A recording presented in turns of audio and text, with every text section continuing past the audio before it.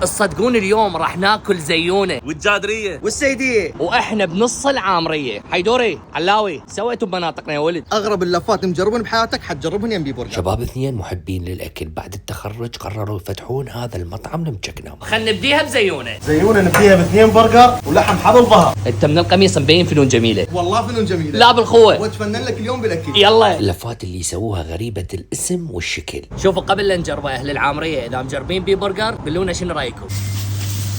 شوفوا السيديه تتكون من شنو؟ نودلز والبرجر والصوص الخاص بالسيديه. الكومبير يختلف عندنا كلش، ينزل لك بهاي الطريقه ويا اللحم ويا المقبلات. هاي جادريه يعني الدلال، يعني فول قرمشه، يعني لازم نصعد سعر الجادريه حجي. راح يخلصنا من اهل الجادريه. نبديها اول شيء بزيونه، عجينه من هاي الطيبه الخفيفه ويا حبل الظهر وبهارات البرجر، ولا تنسون مطروحه شويه. نبدل نص قطعه ارض من زيونه بالجادريه، كان ما تريد فرق. اللي يحبون الجبن والقرمشه الزايده راح تعجبكم الجادريه. مرصدكم شباب، السيديه تفوز. السيديه سبايسي فتوجه الها. الصوصات مالتهم حيل راح تحبوها. الكومبير مالتهم موضوع ثاني. عندهم أكلات هواية متنوعة وغريبة، وآخر شي جربناه هو الصوصج المقرمش. بي برجر بالعامريه راح تجربون يمه اكلات سريعه ومختلفه وطيبه، متاكد راح تعجبكم والف عافيه.